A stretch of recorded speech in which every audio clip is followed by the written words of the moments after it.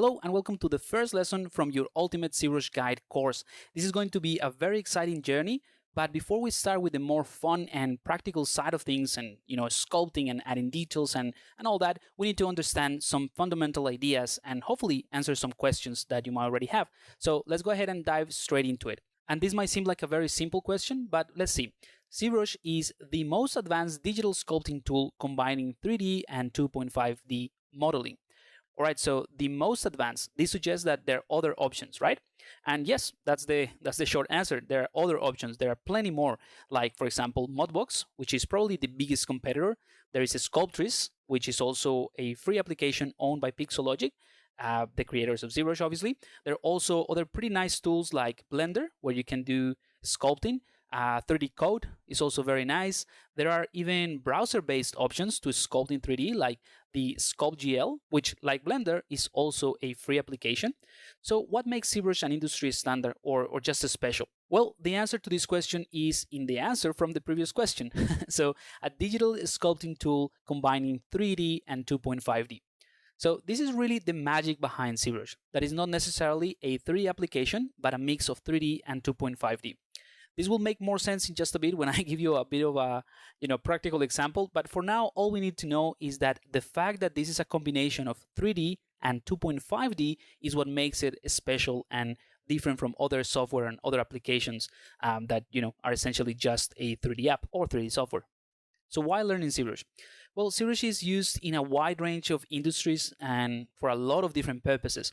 It's like a Swiss knife, if you think about it, that integrates nicely with a bunch of different workflows. So regardless of what your interest is, knowing ZBrush will most likely open the doors for you to other industries or even just interest you in something new. I would say that ZBrush is mostly popular in the film and the game industry, which is what this course is focused on, basically sculpting characters, concepts, and assets, and that sort of thing. But ZBrush nowadays is a big part of the jewelry industry, for example, or the toy manufacturing industry. It's also a great tool for medical visualization, 3D printing, scan data, or at least clean the scan data, and the list goes on. The reason I want to put emphasis on this part of the lesson is that I want you to focus on the potential of what ZBrush can do, regardless of what you're interested in making. That way, if you face an obstacle in your learning process, as long as you know that it can be done, you can find a way to do it. Why is ZBrush so weird? Right? Now, going back to the concept that ZBrush uses 3D and 2.5D, we have established that this is what makes ZBrush special, but we haven't discussed why it makes it so special, right? In fact, this idea of the 3D and the 2.5D thing is what makes ZBrush so weird in the first place, especially if you have some kind of experience with other 3D software like Maya or Blender or 3D Max and that sort of thing. So let's go ahead and address the elephant in the room. ZBrush is weird. At first glance, it looks incredibly overwhelming, and for the most part, it doesn't make sense, right? Why are the meshes called tools?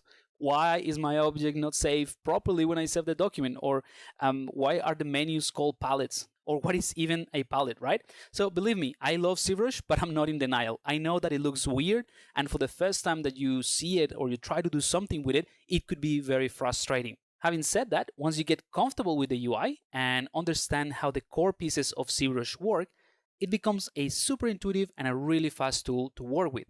The good news is that the systematic approach of this course is designed to get you super comfortable with ZBrush and ready to tackle any project.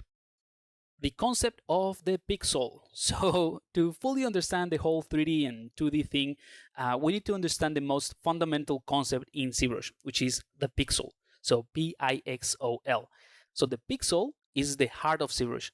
It is what makes it so powerful and what provides the basis to create incredibly detailed sculptures with millions and millions of polygons. So the pixel is essentially a pixel, like the pixels on your screen, but it holds a lot more information like color, depth, material, light, orientation, and so on. Let me try to give you a more practical example to hopefully illustrate this concept a little bit better. For instance, we have a simple image of a cube made out of a few pixels on your screen, and the pixels are arranged on the screen in only two axes, the X and the Y axis, which are basically horizontal and vertical coordinates. And these pixels are essentially 2D, or basically they live in two dimensions, in the X and the Y. And we also have a 3D cube object that is made out of 8 vertices.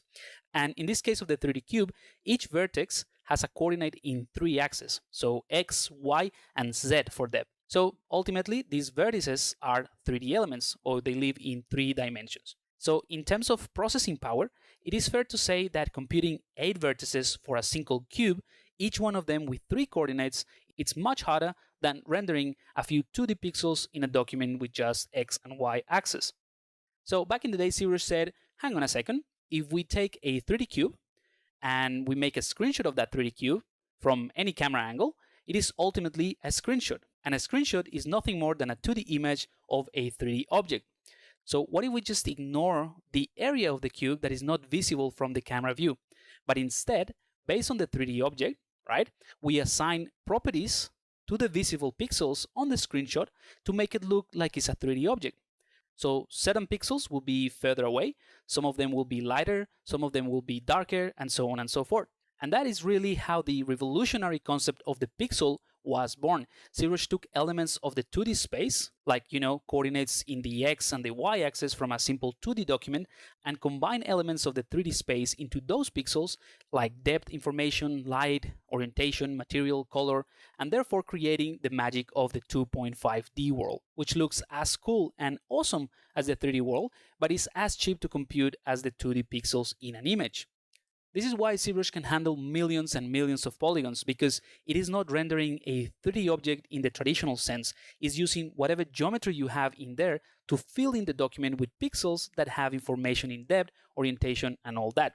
This is also why Zbrush was so revolutionary, because you don't have to, have a permanently 3D object in the scene, but instead it simply redraws the object with pixels whenever there is a change in the view or the camera view. In other words, a different screenshot. So all this is just to explain 2 very basic things. The first one, it explains why the Zbrush document is called a canvas and not a 3D scene. And 2, why the processing power of your computer spikes up when you rotate around the model in Zbrush, essentially changing the view of the canvas and redrawing those pixels. The journey from 2.5D to 3D, the invention of the normal maps. Now, chronologically speaking, Zbrush was created at the perfect time, and there is one factor that I believe was the key that turned Zbrush into the industry standard application that is nowadays known for. So to wrap up this lesson, let's take a trip down memory lane. So that key factor that I just mentioned, I believe, is the invention of the normal maps. Just to give you some context, the first research paper talking about the concept of displacement over NURBS was presented in SIGGRAPH in 1996. 2 years later, in SIGGRAPH 1998, 2 additional papers were presented talking about the idea of storing surface orientation or normals directly into the texture file. That was a huge deal at the time, which is now pretty much what we refer to as normal maps and how we store details in the texture for our models. So around the same time that this was happening, Zbrush was introduced in SIGGRAPH 1999 to be precise. Now let's take a little diversion, and here's a little bit of my personal history with Zbrush. My first contact with Zbrush was around 2004, so a pretty early version of the software. At the time I was studying 3D animation, and the concept of normal maps was without a doubt the most incredible finding for a 3D student like myself. Honestly, it was a huge step forward from using bomb maps, which was what I was used to. Keep in mind that at the time, a lot of the things that we now take for granted were massive steps forward in the industry. So as a student, I wanted to take advantage of this new technology and these new findings, and I had to figure out how to create normal maps. And to be honest, Zbrush, with its revolutionary concept of the pixel, was the best option to create these maps. But at the time, it was pretty much still a 2.5 application, like a very powerful Photoshop where you can paint using material, depth, light, and so on and so forth because of the use of the pixels.